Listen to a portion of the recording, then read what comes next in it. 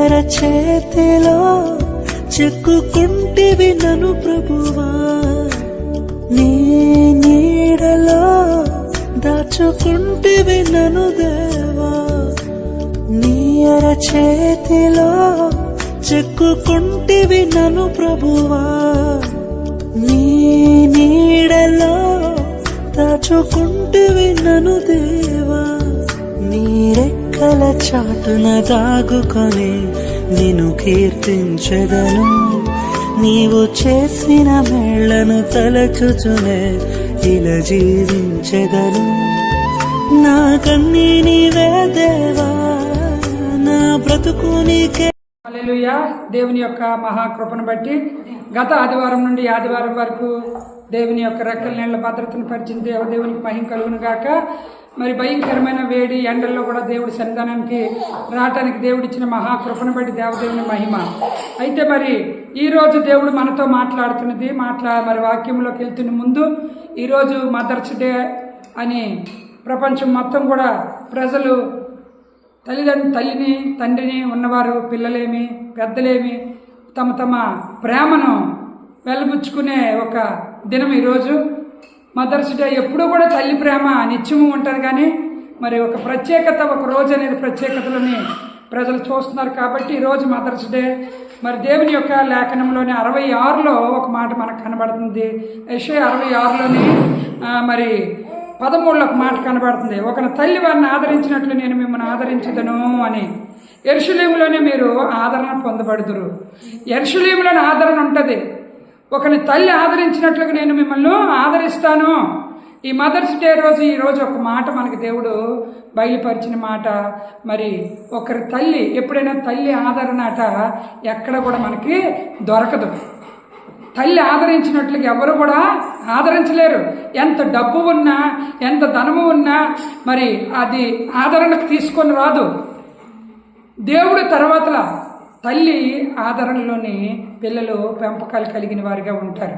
అందుకని పిల్లలు కూడా కొన్ని సమస్యలు వారికి ఉన్నా ఎవరికి చెప్పుకోలేకపోయినా దేవుని దగ్గర ప్రార్థన చేసుకొని తల్లికి అంత చెప్పుకుంటారు. అమ్మా నా కష్టం ఇది. ఎందుకంటే తల్లి ఆదరిస్తుంది.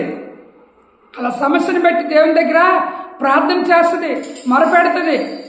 కాబట్టి ఈరోజు మదర్స్ డేని జ్ఞాపకం చేసుకొని దేవుని యొక్క లేఖనంలో మనకు కనబడుతున్న మాట, ఒకరి తల్లి ఆదరించినట్లుగా నేను మిమ్మల్ని ఆదరిస్తున్నాను దేవుడు అన్నాడు. దేవుని ఆదరణ తర్వాత తల్లి ఆదరణ. కాబట్టి మరి మదర్స్ డేని జ్ఞాపకం చేసుకొని ఈరోజు ఈ మాట దేవుడు మనకు జ్ఞాపకం చేశాడు. కాబట్టి తల్లి తండ్రి మరి పరిశుద్ధ దేవుడు, మన దేవుడు తల్లిదండ్రుల ప్రేమ కంటే మిన్నైన ప్రేమను చూపించే దేవుడు. అందుకనే ఒకరి తల్లి ఆదరించినట్లుగా నేను మిమ్మల్ని ఆదరిస్తాను అని వాక్యం సెలవిస్తుంది. దేవుని ఆదరణతో, తల్లి యొక్క ఆదరణతో మరి ఈ యొక్క దినం సంతోషంగా మదర్స్ డే జరుపుకోవాలి. అంతేకాదు ఈరోజు వాక్యం ద్వారా దేవుడు మనతో మాట్లాడుతున్నది ఒక మాట మనకు కనబడుతుంది. నిన్ను నేను స్వస్థపరుచుతున్న యెహోవాను నేనే అన్నాడు. నిన్ను స్వస్థపరిచిన యెహోవాను నేనే. ఈరోజు దేవుడిచ్చిన స్వస్థత మా ఇంట్లో గొప్ప అద్భుత కార్యం దేవుడు చేశాడు. దేవుడు ఆశ్చర్య కార్యం చేశాడు. బలహీనతలతో బాధపడుతున్నప్పుడు మరి దేవుని దగ్గర ఉపవసించి ప్రార్థన చేసినప్పుడు దేవుడు గొప్ప అద్భుతం చేశాడండి. మేము పెంచుకున్న ఒక మూగజీవి విషయంలోని ఒక ఎంతో ప్రేమతో దేవుడు ఇచ్చిన మూగజీవులు వాటిని పెంచుకున్న ప్రేమతో ఉన్నప్పుడు బలహీనత కలిగినప్పుడు దేవుని దగ్గర ఉపవసించి ప్రార్థన చేసినప్పుడు దేవుడు గొప్ప కార్యం చేశాడు. అయితే ఆ కార్యం కిందటి వారంలోనే చాలా టెన్షన్తో కూడుకొని ఉన్నాము. ఈ వారం దేవుడు ఆ టెన్షన్ నుండి విడిపించాడు. అందుకనే మరి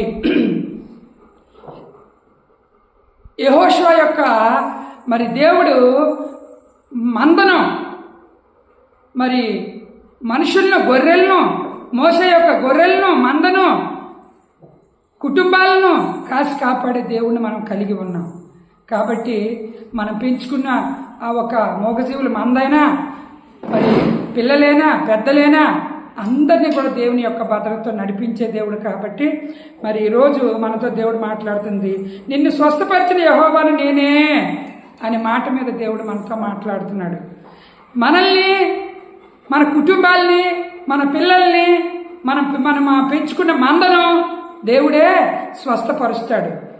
స్వస్థపరిచిన యెహోవాను మనం కలిగి ఉన్నాము కాబట్టి ఆయన స్వస్థత కావాలంటే మనం ఎలా ప్రార్థించాలో కీర్తనలో ఒక మాట మనకు కనబడుతుంది. 145:18 తనకు మొరపెట్టి వారికి అందరికీ, తనకు నిజముగా మొరపెట్టి వారికి అందరికీ యెహోవా సమీపంగా ఉన్నాడు. విన్నావు నాన్న? మొరపెట్టి వారికి, తనకి నిజముగా మొరపెట్టి వారికి ఎవరండి? దేవుడు సమీపముగా ఉన్నాడట. స్వస్థపరిచిన యెహోవాను నేనే అన్నాడు. అందుకనే నిర్గమకాండంలో ఒక మాట మనకు కనబడుతుంది. మరి 15:26 మీ దేవుడైన యెహోవా వాక్కును శ్రద్ధగా విని ఆయన దృష్టికి న్యాయమైనది చేసి ఆయన ఆజ్ఞలను విధేయులై ఆయన కట్టడలన్నిటినీ అనుసరించి నడుచుకునేట్ల నేను ఐగుప్తులో కలుగు చేసిన రోగములు ఏది మీకు రానియను, నిన్ను స్వస్థపరిచిన యెహోవాను నేనే. ఎంత చక్కటైన మాట అండి. ఐగుప్తులకు కలిగిన రోగాల్లో ఏది నేను రానివ్వను. ఎప్పుడంటే నా మాట మీరు శ్రద్ధగా విన్నప్పుడు. ఈ మధ్య కాలంలోని శ్రద్ధ, భావము, భక్తి పోయింది ప్రజల్లో. ఆ రోజుల నుండి చెప్పుకొస్తున్న మాట ఇదే. దేవుని మాట మనము శ్రద్ధ, భక్తి, భావం కలిగి వినాలని ఆజ్ఞాపిస్తున్నాడు దేవుడు. శ్రద్ధ కలిగి ఆయన మాటలు మనం విన్నప్పుడట మరి ఐగుప్తులో కలిగిన రోగాలు ఏవి కూడా మీకు రానియకుండా నేను స్వస్థపరిచిన యెహోవాను నేనే అన్నాడు. ఎక్కడ చూసినా భూలోకంలో బలహీనతలు, బాధలు, రోగాలు, సంకటాలు, వ్యాధులతో బాధపడుతున్న రోజుల్లో మనం ఉన్నాం. కానీ వాటిలో స్వస్థత ఇచ్చిన మనుషులు ఎవరు ఉన్నారా అంటే దేవుడు హస్తమే స్వస్థత ఇస్తుంది.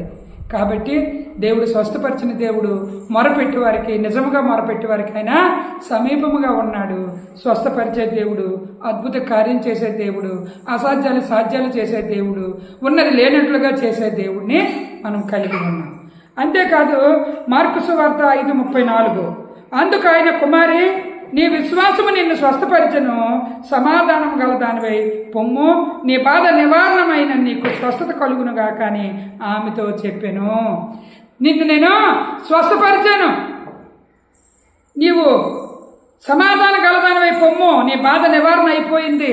ఎవరు బాగు చేయలేని బాధ, ఎవరు ఏ మందులు బాగు చేయలేంది, ఏ వైద్యులు బాగు చేయలేని బాధ నేను నీకు బాగు చేశాను, సమాధానం గలదనగానే ఉండి పొమ్ము అని దేవుడు చెప్పాడు. చూడండి ఎంత చక్కటైన మాట. మొదట్లో మనం చదువుకున్నప్పుడు ఆయన మాట శ్రద్ధగా, భక్తిగా, భావంగా వింటే ఐగుప్తులకు కలిగిన రోగాలు ఏవి మీకు రానివ్వను, మిమ్మల్ని స్వస్థపరిచిన దేవుడు నేను. ఇక్కడికి వచ్చినాడు, కుమారి నువ్వు విశ్వాసం గలదానిగా ఉండు, నువ్వు విశ్వాసం గలదానిగా ఉండు, మరి నేను నిన్ను స్వస్థపరిచాను, సమాధానం గలదానివై ఉండు అన్నాడు. కాబట్టి బాధ నివారణ చేసే దేవుణ్ణి మనం కలిగి ఉన్నాం. మన హృదయం నిండా బాధే. గత వారంలోనే మేమెవరికి చెప్పుకోలేము, హృదయం నిండగా బాధ పెట్టుకుని ఉన్నాం. బాధ బాగోలేదు పెంచుకున్న వాటికి, ఎలా నాయనా అని బాధతో ఉన్నాం. బాధ నివారణ దేవుడు చేశాడు. ఈరోజు సంతోషంగా దేవుడి సన్నిధిలోనే కనిపించి దేవుని కృతజ్ఞత తెలియపరచుకోవడానికి మనమందరం కలిసి రావడానికి దేవుడు ఇచ్చిన మహాభాగ్యం. బాధను నివారణ చేసిన దేవుడు. 2వ దినవృత్తాంతాలు 7:14 నా పేరు పెట్టబడిన నా జనులు తమను తాము తగ్గించుకొని ప్రార్థన చేసి నన్ను వెదకండి, తమ చెడు మార్గములను విడిచిన యెడల ఆకాశం నుండి నేను వారి ప్రార్థనలు విని వారి పాపమును క్షమించి వారి దేశమును స్వస్థపరచుదను. హల్లెలూయా. ఏమని ఉంది వాక్యము? నా పేరు పెట్టబడిన నా జనులు తమను తాము తగ్గించుకోండి. ఎక్కడ చూసినా తగ్గింపు లేదు. పాకిస్తాన్, ఇండియా, పాకిస్తాన్, భారతదేశం ఎలాగుందండి ఇప్పుడు? పోరాటం ఎలాగుంది? యుద్ధం ఎలాగుంది? సమాధానం ఉందా? మన దేశం మీద ఏమైనా శాంతి ఉందా? మన దేశం స్వస్థత కావాలంటే ఈ భూమి మీద ఉన్న, ఈ దేశంలో ఉన్న ప్రతి పౌరుడు, ప్రతి బిడ్డ ఏం చేయాలండి? తగ్గించుకొని ప్రార్థన చేయాలంట. తగ్గించుకొని ప్రార్థన చేసినప్పుడు నా పేరు పెట్టబడిన నా జనులు తమను తాము తగ్గించుకొని ప్రార్థన చేసి నన్ను వెదకండి. ఏమండి? వీరి మీదకి మనము బాంబులు విసిరితే, వారు మన మీదకి బాంబులు విసిరితే, వాళ్ళు తగువులు గొడవలు ఆడుకొని ఎక్కడెక్కడ గుంపుల దగ్గర బాంబులు ప్లాన్లు చేస్తుంటుంటే ఇది సమాధానంకి కరెక్ట్ అయినది కాదు కదా. దేవుడు అంటున్నాడు, ఏమంటున్నాడనంటే, నా పేరు పెట్టబడిన నా జనులు తమను తాము తగ్గించుకొని ప్రార్థన చేసి నన్ను వెతకండి. వెతికినప్పుడట దేవుడు స్వస్థపరుస్తాడట.